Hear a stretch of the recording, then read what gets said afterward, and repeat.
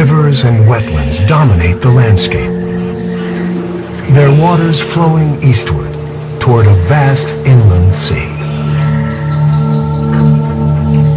It's green, lush, and inhabited by spectacularly large creatures.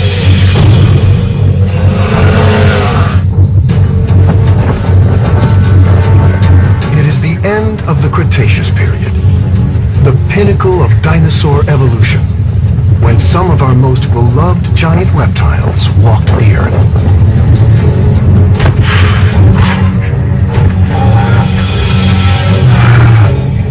Triceratops,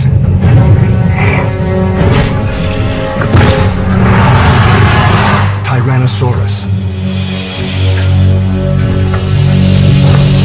and a 12-meter, 3-ton herbivore called a hadrosaur.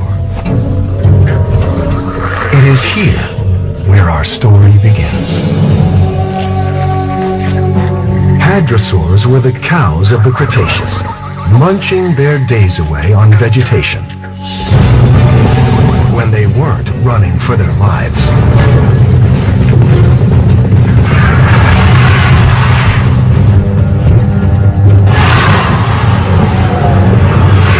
But while they may have been one of T-Rex's favorite meals, they were also one of the most successful dinosaurs of the time.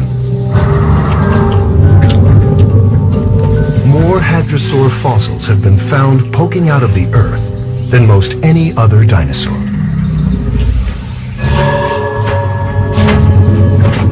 This particular hadrosaur, though, is special, if not in life, then in death.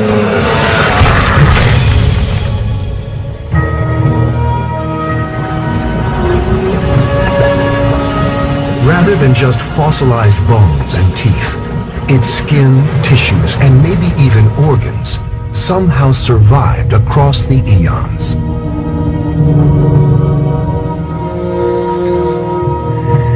It's as if the animal locked eyes with some Cretaceous-aged Medusa and turned to stone. This is a dinosaur mummy, one of only a handful ever found.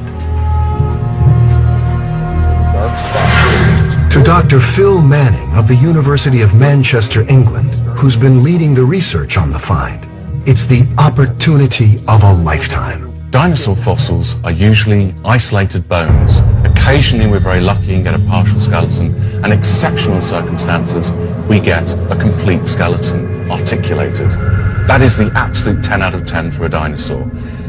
Dinosaur mummies come in off the scale. These are so rare. So rare and so brimming with scientific promise that even a single dinosaur mummy has the potential to change our understanding of all dinosaurs. So far, the fossilized dinosaur bones of natural history museums, sometimes as little as a tooth or an arm, have told scientists like Manning practically everything they know about these extinct reptiles. From their skeletons, they know how big they were. But without tissue and flesh to fill them out, they don't really know how the animals looked.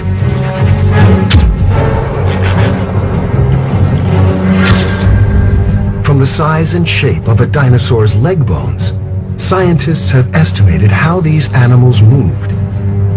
But without muscles, they can't know how fast. By comparing the bones of some animals with others, we have discovered some 300 different species of dinosaur. But without genes and proteins, we can't say for sure how they came about or what they evolved into.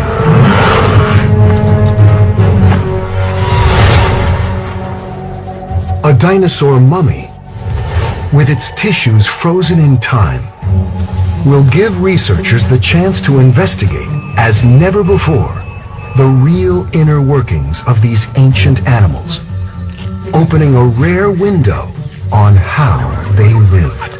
It is quite fair to say that our dinosaur mummy makes many other dinosaurs look like roadkill, simply because the evidence we're getting from our creature is so complete compared to the disjointed sort of skeletons that we're usually having to draw conclusions from.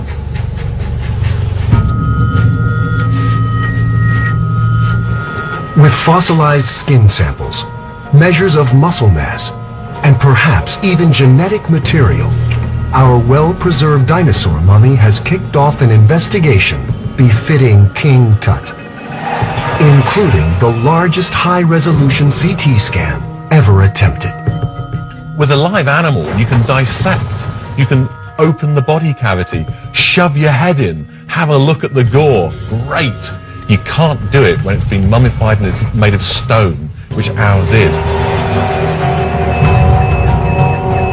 The massive X-ray source owned by NASA and run by Boeing to detect flaws in space shuttle parts may expose anything from what these dinosaurs ate to how they moved to the number of chambers in their hearts. But before we get closer to unlocking any of these secrets, we have to rewind back to the beginning. It's called the Hell Creek Formation. But to paleontologists, this part of North Dakota is pure heaven. All those dinosaurs that led happy, fruitful lives here on these ancient floodplains also died here.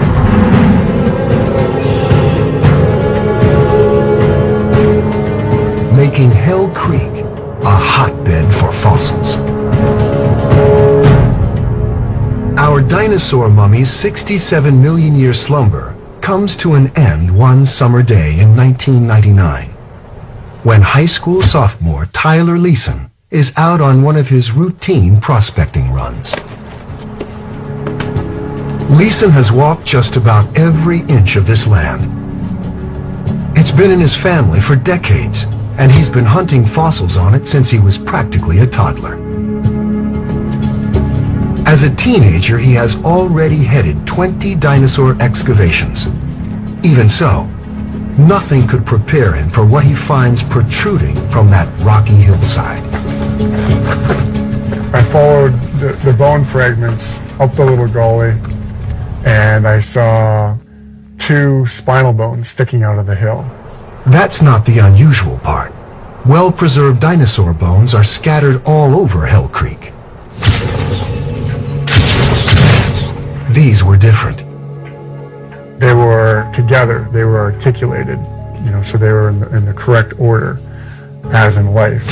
And that in itself is quite rare.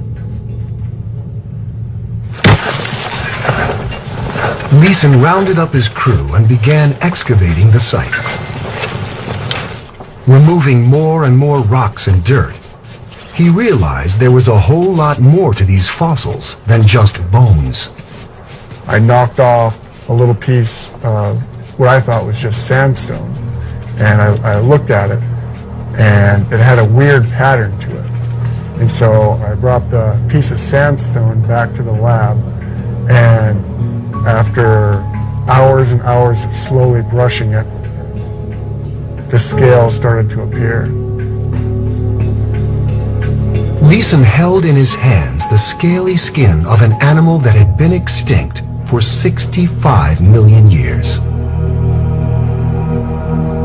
Even more intriguing, that skin retained its 3D shape.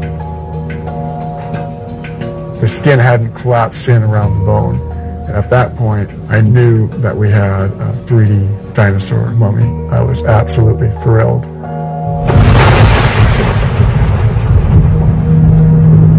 To a paleontologist, nothing could have been more exciting. But to be clear, dinosaur mummies aren't anything like the dried-up human ones we find in Egypt or the Andes. There were no embalmers running around in the late Cretaceous. Our mummy, now dubbed Dakota after its home turf, is a fossil like other dinosaurs. But unlike reconstructed museum skeletons, What's extraordinary is that Dakota seems to have fossilized with most of its skin and organs intact. Dinosaur mummies form much the way all fossils do. Typically, when the biological machinery of an animal shuts down, if scavengers and the elements don't get to it first, microorganisms feast on the remains. It doesn't sit there just being kind, it stinks. It starts degrading, breaking down. It's a fetid mass of rotting flesh. Horrible stuff. It could take weeks, months, or years, depending on the animal and the environment. But the microbes will eventually disintegrate the body, bones and all. Ashes to ashes, dust to dust.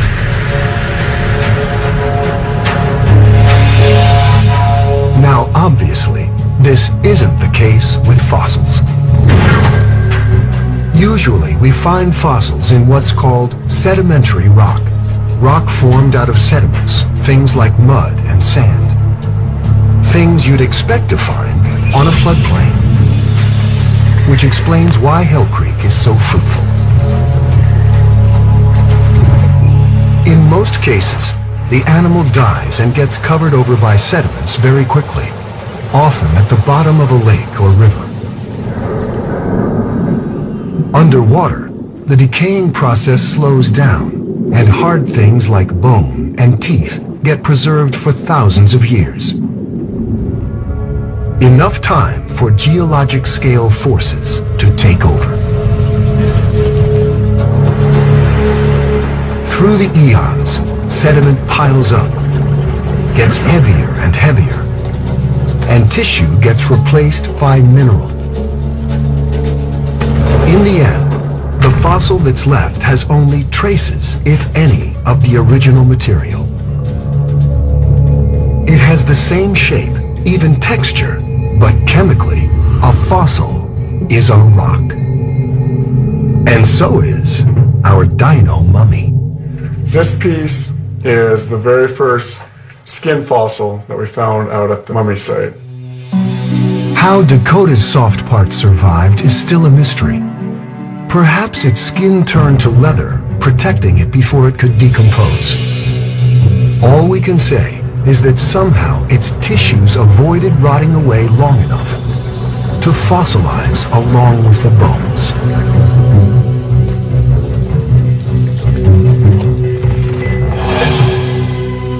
It's a process that doesn't happen very often.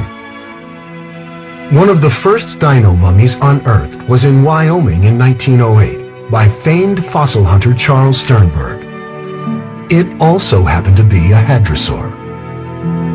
The skin was preserved, but was lying almost directly on the bones. The internal organs had dried up or rotted away.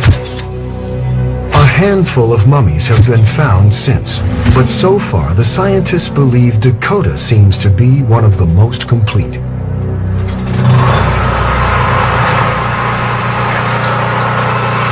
Once Leeson realizes he has a dino mummy on his hands, the excavation goes into full swing. That's okay. I'm right on? Yeah, you're right on. All right, here we go. There used to be a whole gumdrop-shaped butte that was about the height of my head, approximately, just over the rock right there. And so then we dug down to the sandstone that encased the animal, and then we dug down around the entire thing, and now we're digging underneath of it. Leeson soon catches glimpses of the amazing skin and toenail material, and isn't about to take chances with what he believes to be the best preserved dino mummy ever found. A fellow student connects him with Phil Manning, who's been working with well-preserved fossils for some 20 years. Who needs the channel tunnel? We could do it. When you first lay eyes upon such a remarkable specimen, you are absolutely gobsmacked. How can you not be excited? It's an incredible find. All right. Which side do you want to... Manning quickly assembles a research team. and wastes no time scouring the dig site for clues to Dakota's past. How did it live? How did it die? And how did it get preserved? They begin by painting a picture of the world it lived in with a high-tech mapping technique called LiDAR. By bouncing laser beams across the terrain, LiDAR generates high-resolution 3D maps of the area as it is now and as it once was. Okay, how many base stations are we up to now? So now in total we've done 12. That's a lot of data. It is a lot of data. It's going to keep us very busy. Manchester's Dr. Dave Hodgetts can then overlay the new data onto existing relief maps of North Dakota. When you have the data in 3D, in virtual reality like this, we can see exactly what's unique about where the dinosaur is found. And that may give us some insights into why the preservation is so good. Whereas most of us see just a bunch of rock and sand, LiDAR reveals much more. By peering into the sediment and mapping out different layers, different parcels of time, it gives us glimpses of Hell Creek's past. Its ancient geological events, like floods, droughts, volcanic eruptions, and where Dakota fits in. You start building up this picture. It's not just a rock anymore. It is a snapshot in time. It is a place which, if you can close your eyes, you can go back to now and reconstruct it. So far, what LiDAR has been able to reconstruct is the lush environment Dakota lived in. 65 million years ago, the planet Earth was a very different place. If you're out there in space looking down, you wouldn't recognize our planet. There was a huge inland sea taking up vast areas in the Midwest of North America. The sea and the rivers that fed into it made Hell Creek prime real estate in the late Cretaceous, allowing all sorts of large animals, including our hadrosaur, to thrive.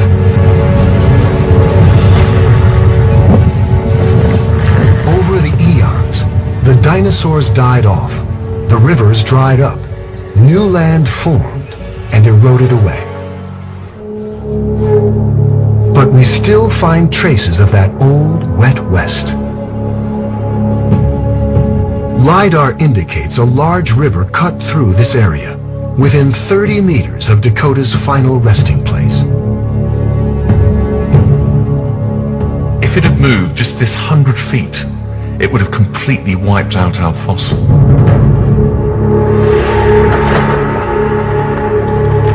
With these macro details of Dakota's watery world in hand, the scientists can now begin to make sense of the micro, the actual river sediments that make our dinosaur mummy up.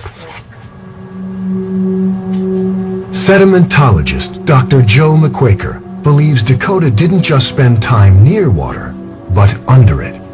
Otherwise, microorganisms would have completely devoured the remains.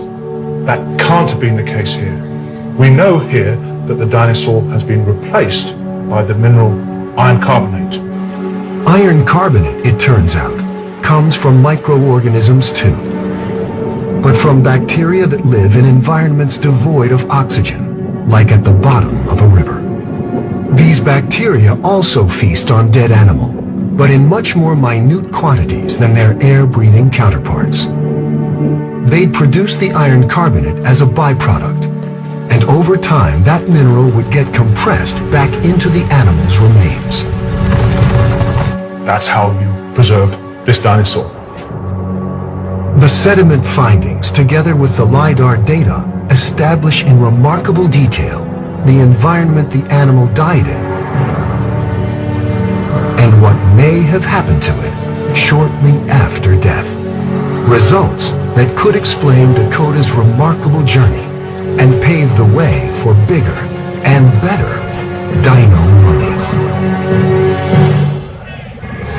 With the first batch of experiments complete, we now know that Dakota likely died in or near a body of water, submerged quickly enough to escape scavengers and the nastiest of microbes, and was covered over and compressed by a continuous supply of sediment.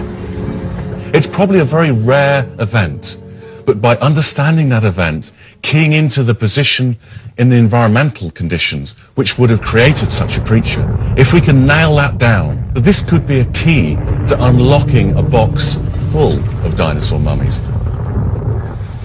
Perhaps one day, thanks to findings like these, scientists will find more dino mummies than they know what to do with.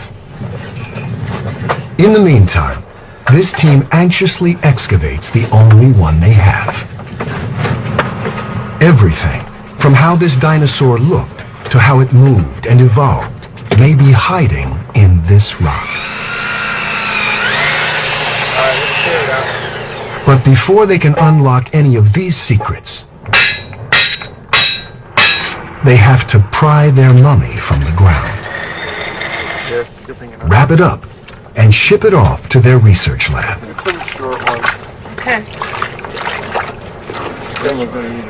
A lot of stuff here. Yeah, we've seen glimpses of the entire animal all the way through this block. I mean, right now it looks like a big blob, but we know there's an entire dinosaur encased in the big white blob. About 4.5 tons worth of dinosaur, in fact. A 1-ton block that encases just the animal's tail, along with the 3.5-ton body block.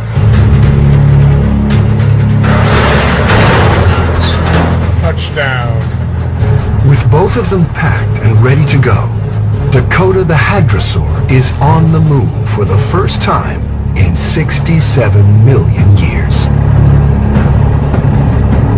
It doesn't go very far, just south of the border to the Black Hills Institute in Hill City, South Dakota. Now, the scientists finally get to peel back the outer layers and look inside.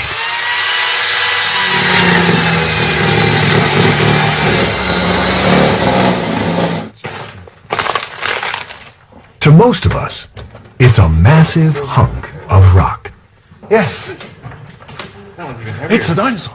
To Manning and colleague Pete Larson, it may as well be a hunk of gold. I think we may be starting into finding the head, and this has got some skin on it. You can see Skin and head. Yes, maybe. If this is the head, and that's a keratinous sheath again, there's only one place it can come from. And that's the beak. Exactly. So you're literally holding the nose of a dinosaur here. And that would be a first. The scientists are excited but cautious at this point.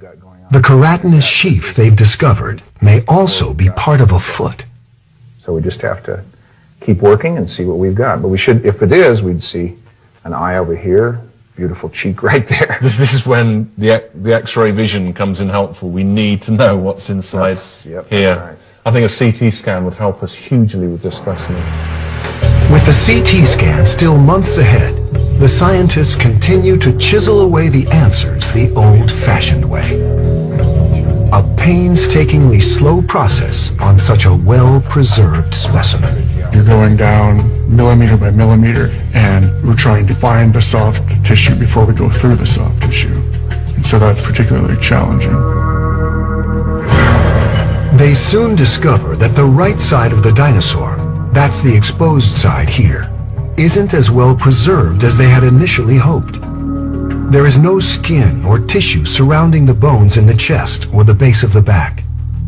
Whether that's from scavengers or whether it's from a prey animal taking a huge chunk out of the back of our animal, causing its death, the jury is still out. We've had 150, nearly 200 years of people looking at this particular animal saying that's what it looks like. We've been wrong. If we're wrong with hadrosaurs, we could be wrong with many other groups. We could have a T-Rex with a double chin for all we know. As more and more specks of rock get carefully chipped away, Dakota gives us a more complete picture. Etched into its arms and tail alternating bands of large and small scales provide telltale signs of how this animal may have really looked. We find similar size changes in modern-day lizards, where each change is associated with a different color. The same may hold true for this hadrosaur. This possibly indicates that we have almost a striped camouflage pattern on some parts of our animal, which is very exciting. Because up until now, that's been conjecture, that's been based upon artistic interpretation. The scales still don't tell us what color Dakota was. That was swamped by the color of the sediments that fossilized it. But with a little poetic license, we can now say for the first time that rather than a single solid shade, the animal likely sported a distinct display of stripes.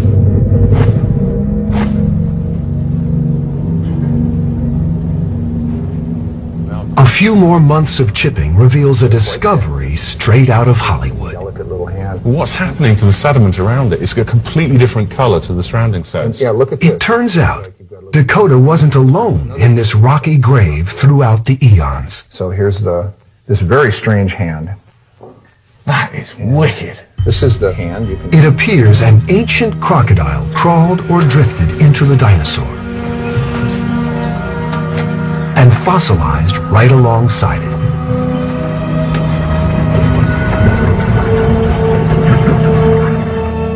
Crocs were common during the Cretaceous, having already been chomping on fish and small animals for nearly 150 million years. To find an association of two organisms from over 65 million years ago is rare in the fossil record, and it's so rare for vertebrates, I can probably name the other examples. So this is a really important find. So, do you think there's any more of this beast stuck underneath the mummy? I don't know. Once again, it will take the CT scan to determine why and how the croc got there. But once the team's shaken loose all they can from the surrounding rock, it's time to look deeper into the fossil itself to see if the very living tissues that once brought the large reptile to life are still trapped inside it. After 67 million years, Dakota is more rock than dinosaur. But if there's still skin, if there's still toenail and bone, might there still be traces of the original animal left? Like the very molecules that make a dinosaur, genetic material like protein and DNA. When you find something that has the potential to preserve organics, that is truly remarkable.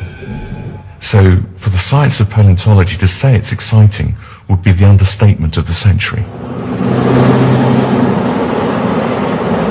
To find out if any organics still lurk within Dakota, Tyler Leeson hand-delivers samples of the animal to Manning and his team in England. Are these the precious These cargo are brought over? very careful. Soft tissues that can be the perfect reservoir for organic material. This is essentially a toenail, a clipping of a toenail. Dinosaur toenails. Now, geochemist Dr. Roy Wogelius is about to determine what, if any, of the real Dakota still exists.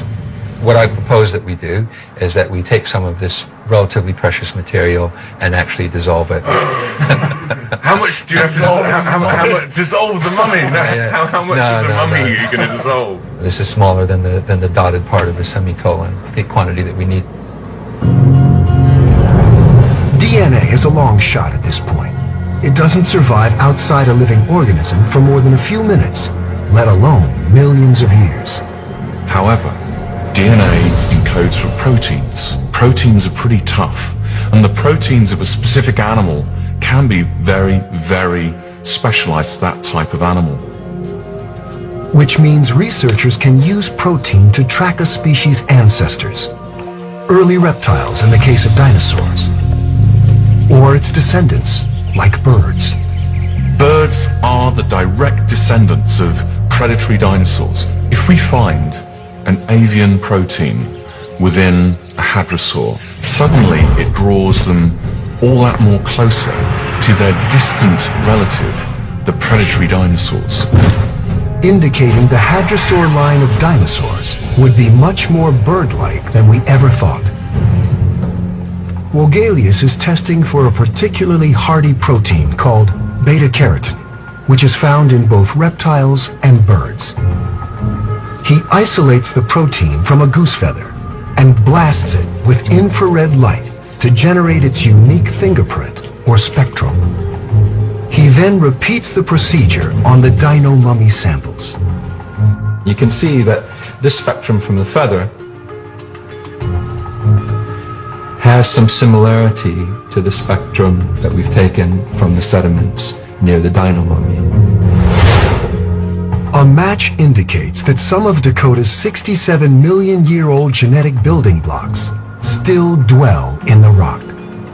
The preliminary results look to me as though you do have beta-carotene preserved in the skin sample.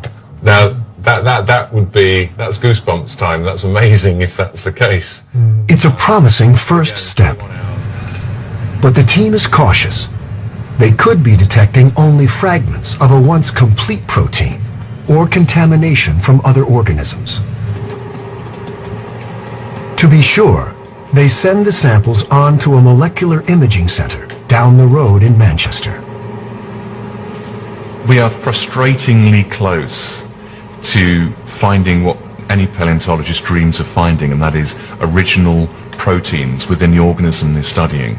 We are very, very close. We have got the cigar, but it is not quite lit yet. While they await an answer, the tedious work of chipping and scraping and brushing away the ancient rocks surrounding Dakota now kicks in full force in preparation for the big CT scan. One major hope is that much of the tissue and muscle that separated its outer skin from its bones within has fossilized in place. If scientists can quantify how much muscle mass there is, they can, for the very first time, realistically portray how a dinosaur moved.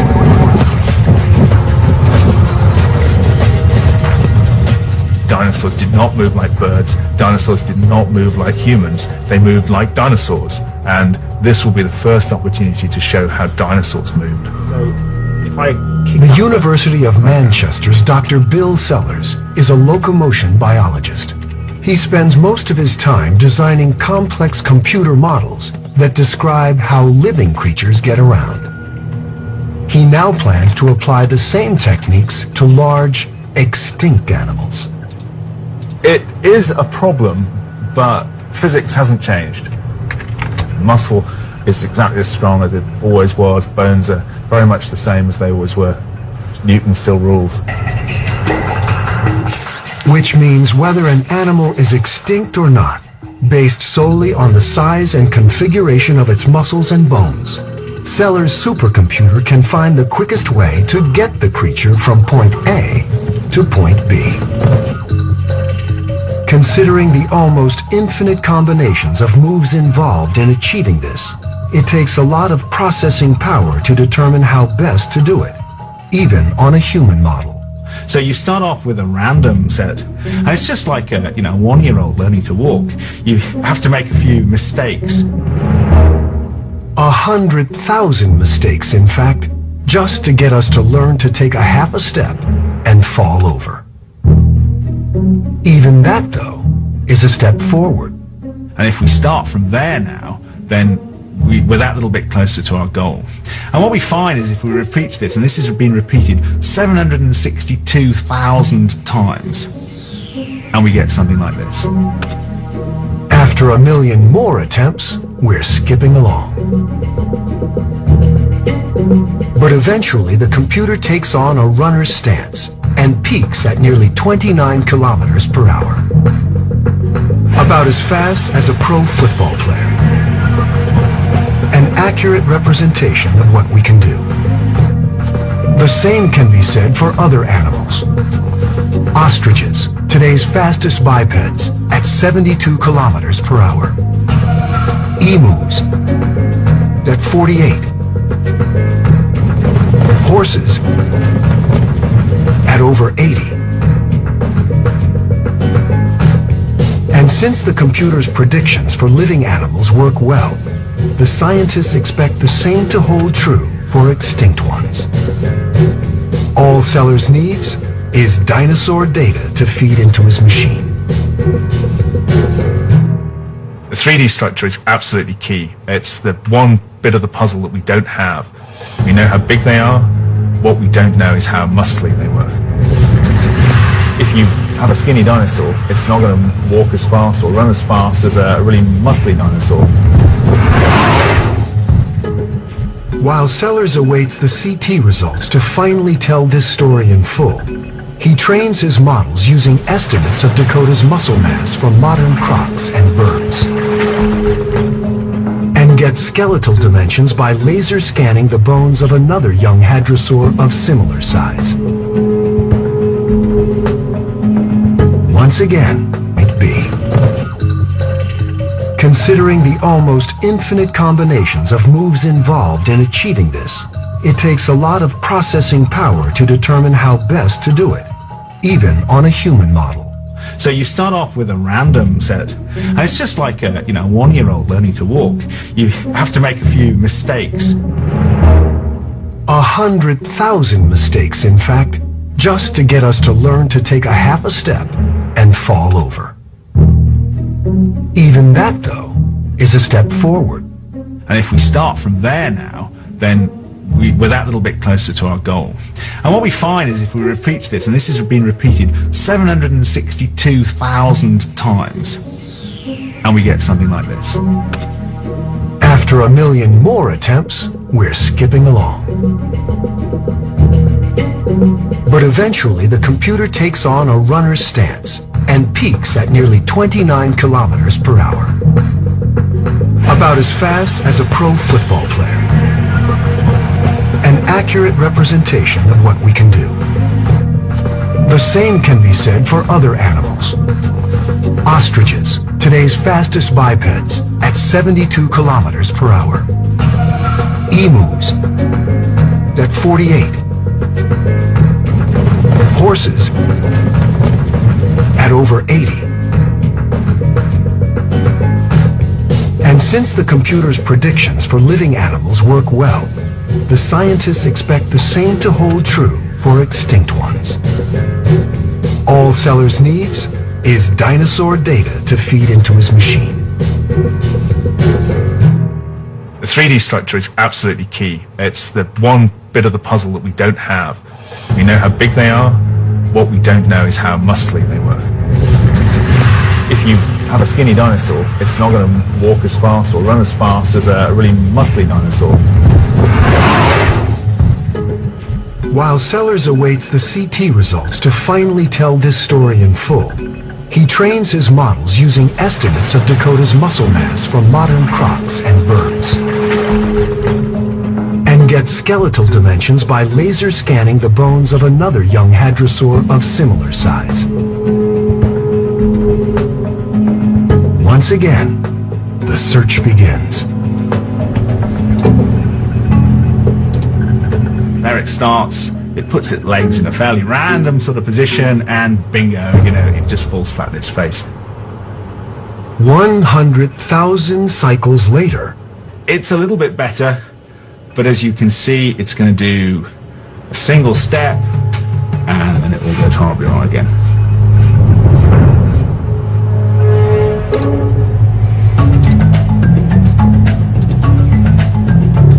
after 100 million tries, our hadrosaur can finally stay on its feet and cruise along at about 45 kilometers per hour. Not quite as fast as a galloping horse, but it's really a pretty creditable speed for something as large as our hadrosaur. If I start the cycle. And with the help of an additional piece of software called Dynamorph, Sellers and his colleague Kent Stevens can take this run cycle beyond speed. More estimates from fossils and modern animals allow the program to account for details like center of mass and range of motion in the joints, and reveal the creature's form and posture. We want to know whether these dinosaurs were very sort of Godzilla-like and upright, or whether they were very horizontal.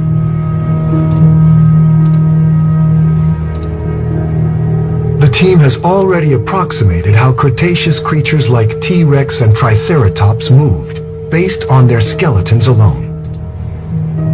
Now, the scientists hold their breath for the CT results, which will for the first time allow an animal to run as it did 67 million years ago.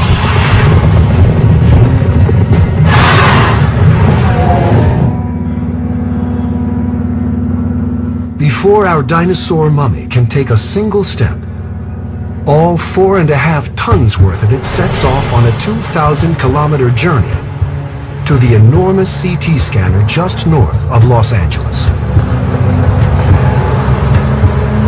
It arrives at the Boeing facility on schedule and intact. But for senior engineer Jeff Anders and the CT scanning team, the challenges are just beginning. This is by far the biggest and the heaviest piece that's ever been scanned. It's going to be a challenge. This site has seen a fair share of its own challenges. The Saturn V rocket engines that launched the Apollo astronauts to the moon were tested and built here, as were lasers for the Star Wars missile defense system. Anders himself has averted disaster here by spotting hairline fractures in space shuttle parts. The challenge before the crew today: fitting Dakota onto the scanner. Unlike a CT scan at a hospital where X-rays spin around a patient, in the world's largest CT scanners, which have to accommodate objects of all different sizes and shapes, the patient spins. That's tipping. That's tipping at this end. It's tipping. It's not resting on this runner at all. Dakota is the largest patient this machine has ever examined. And right now, it's too large. Well, what are we thinking about? We have to move it over a little bit. The whole thing over? Well, we got 17 inches hanging off the other side. Yeah.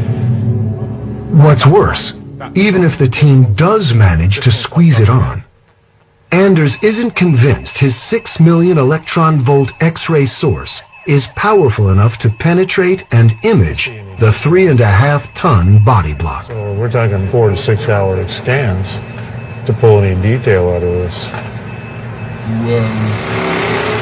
While the scientists work out the kinks on the large hunk of rock, it's the moment of truth for the much, much smaller ones back in Manchester. Those dino toenail clippings. Scientists at the Wolfson Molecular Imaging Center have spent 2 months trying to purify, isolate, and identify the protein beta-carotene from the samples. These two peaks are lots of peptides in here. After months of anticipation, they have good and bad news for Manning. So looking at the gels, you're saying, have we got organics or not? We can't identify anything as a protein. Unfortunately, the mummy samples are too degraded to identify beta-carotene. The protein appears to have broken into tiny fragments that, for now at least, the scientists can't recognize.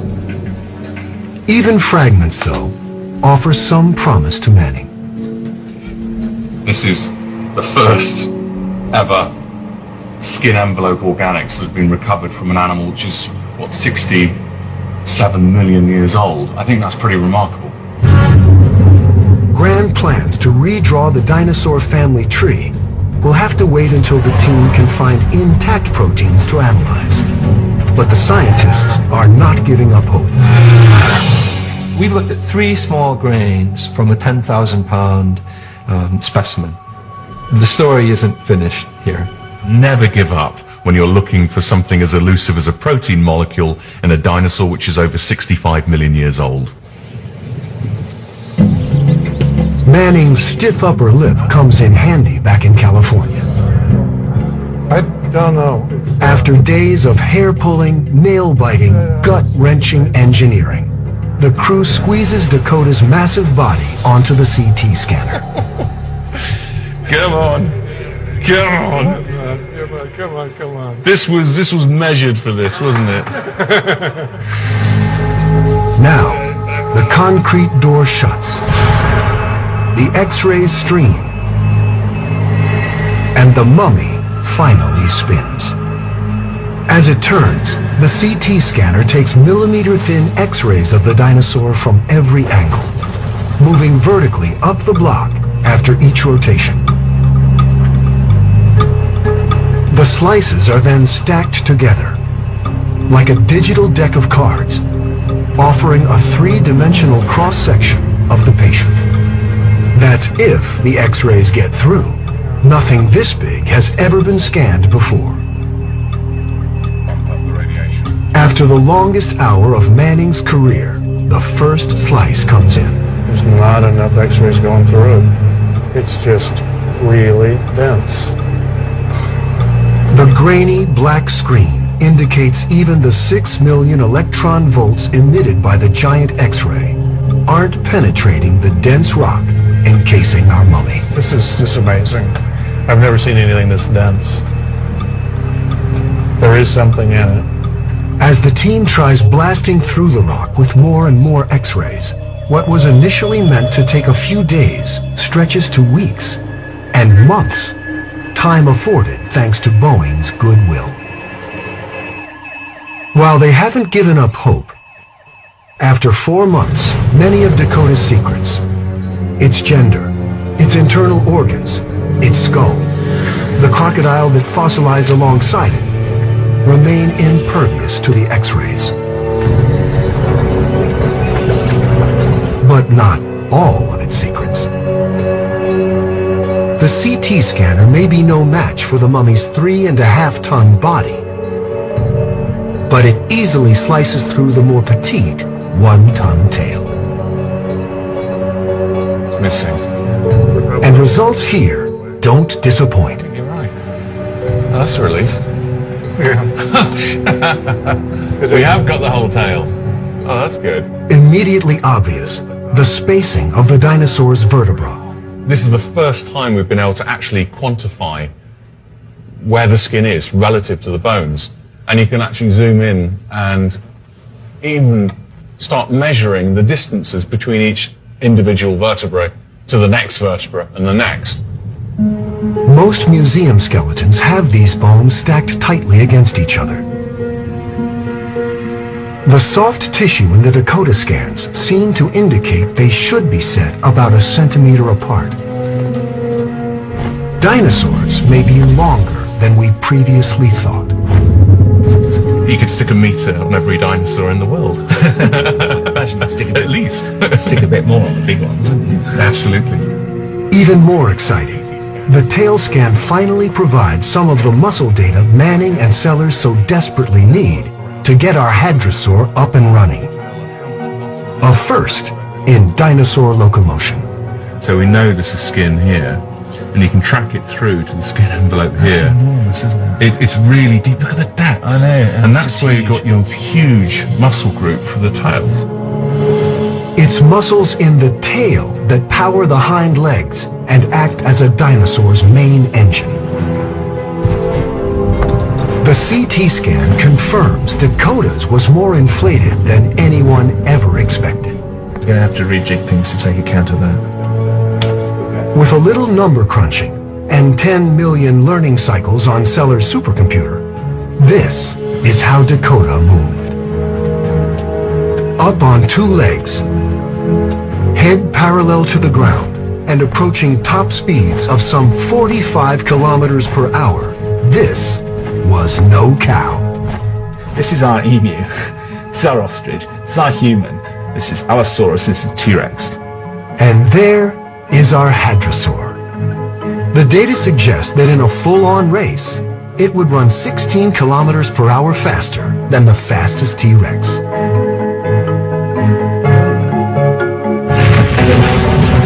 For the tyrant lizard to catch one of these animals, as it so often did, it would likely prey on the sick or young, or use stealth, like a big carnivorous cat hunting herds of gazelle.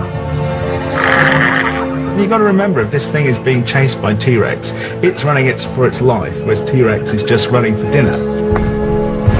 One false step by an unsuspecting hadron